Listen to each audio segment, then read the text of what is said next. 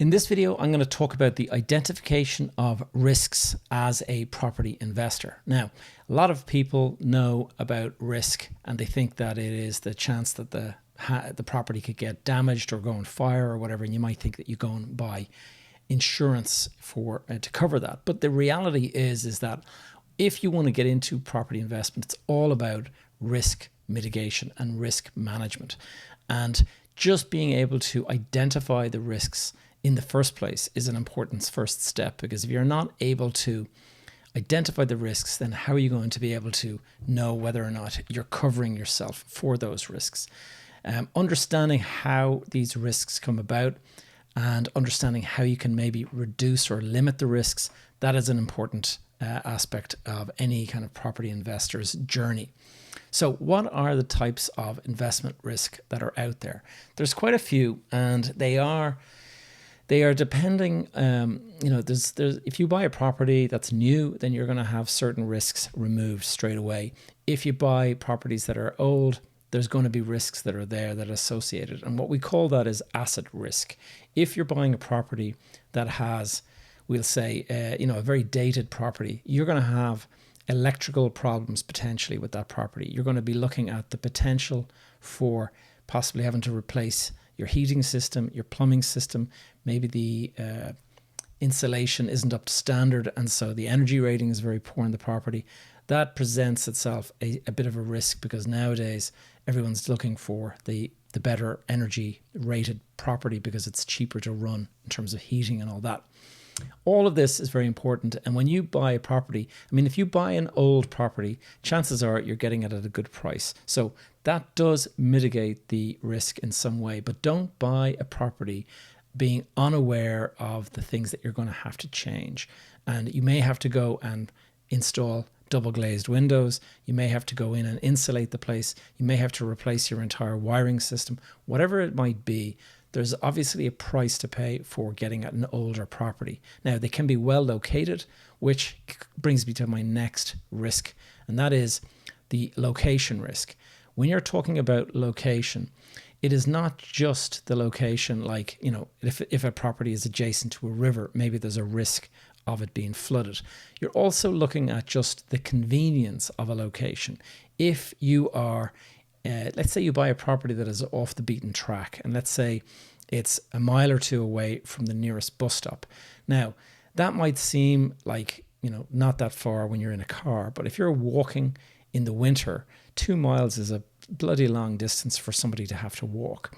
And so that becomes a bit of a risk for the property. You're not going to find any tenants that are traveling around without a car. And that is the thing. You're going to basically eliminate the ability to rent your property to anyone other than a car owner. Now, that might not seem like a big thing, but that's just one aspect. Other aspects to consider are local amenities. Like if you're looking at a property and it is a long distance from any kind of convenience store, if it's a long way from, say, the nearest school, then you are going to be ruling out certain types of tenants that would perhaps like to rent the property. Like if it's a family, the likelihood that a school is important, and various things like that. Next, we're talking about tenant and leasing risk. Now, tenant and leasing risk sound very similar, but they're actually totally different. A tenant is the person that's renting your property, and the tenant risk is the potential for that person to stop paying you rent, or they could either decide that they're just not going to pay you rent, and so you end up with kind of a squatter, or they could be somebody that decides that or somebody that comes under hard luck and they happen to be, lose their job or something like that. If you look back to during the pandemic, we had a situation where a lot of people were on furlough and a lot of people were unable to pay because they weren't getting paid themselves. So that there is obviously a risk. If you have a good due diligence process, if you're able to go through, speak to previous references and all that kind of stuff, then hopefully you can sidestep that issue. But there are people that go out there and look for, a mug that they can basically move into the property, and then after a month or two, they just stop paying the rent. You have to be careful of that.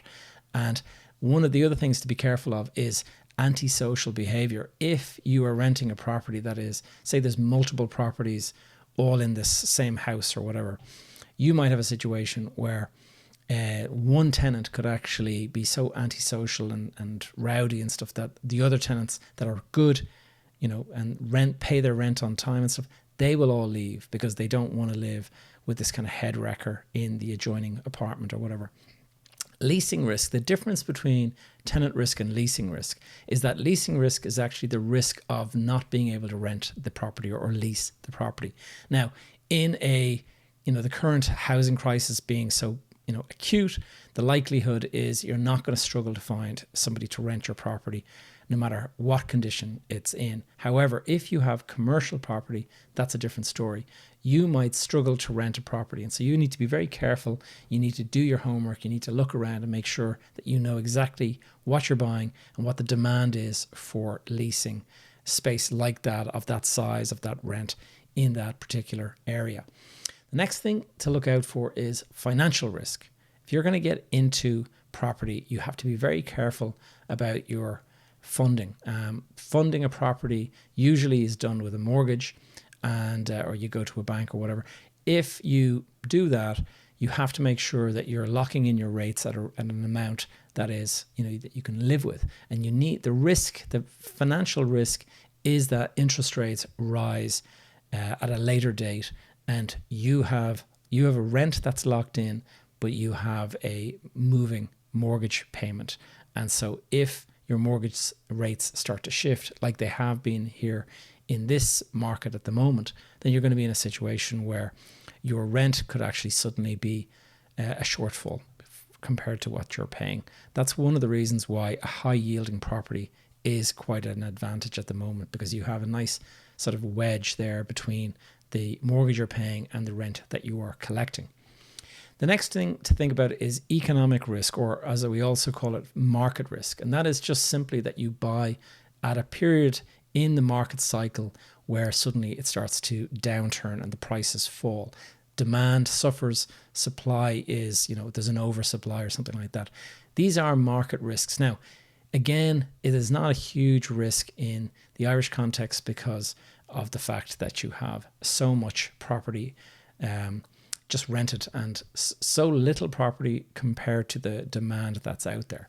However, there is a problem with the interest rates and things like that, and the affordability of it all. So there is some risk out there, but it is, you just have to be careful. And when interest rates rise, there is always a risk that prices could fall off slightly. And then one of the final ones I'm going to talk about is execution risk. And that is actually that is your inexperience or your lack of knowledge around the particular property or the rent or whatever it is that you're trying to do with this property. That is the execution risk. That is you posing the biggest risk to the property because of your inexperience. You might get it wrong. You might struggle to kind of connect the dots. You might not understand that you need to get a license or a permit for certain things. That's all stuff that can actually come out and bite you, and you be completely oblivious to it, thinking that, oh, I'm making great money here, and then suddenly you have some sort of a fine, or that the property is shut down and you're unable to rent it. Finally, regulatory risk. Now, one of the more popular ways to rent property at the moment is called HMO, House of Multiple Occupancy. And we've found that a lot of people are doing it. It's a really good way to make money in this current market. However, it is unregulated. In the Irish market, it is unregulated. Outside in the UK, it is regulated. Now, that difference means that you buy a property here in Ireland, you can rent it as a HMO. There's nothing stopping you splitting it up into different rooms and stuff. But at some point in the near future, maybe years from now, the government might decide, or the local authority might decide, to bring in regulation around HMO room sizes, all that. And if that happens, you could find yourself in trouble. There's also things like the energy rating. There is, in the UK, they recently postponed a ruling that was going to make any property that was below a C energy rating that it was not going to be able to be rented. Now they've postponed that, and it's back to the F rating. But we do not have any of those barriers to entry in the Irish market at the moment. it's not always this, a sure thing that that's going to be the case for any kind of prolonged period of time. So you have to just prepare. One of the ways that some of my coaching clients have done it is they are actually designing the place around the UK regulations, just in case they get brought in. They would know that the regulations are likely to be in compliance, because a lot of the time regulation is brought from one jurisdiction and used in another. So the UK regulations would probably be the nearest one that we borrow when we're writing our own here in this country. So guys, I hope you found that useful. If you're at all interested in any kind of mentoring from me, I do have coaching courses, programs, training, things like that. Go and check it in the show notes below, and I'll see you in the next one.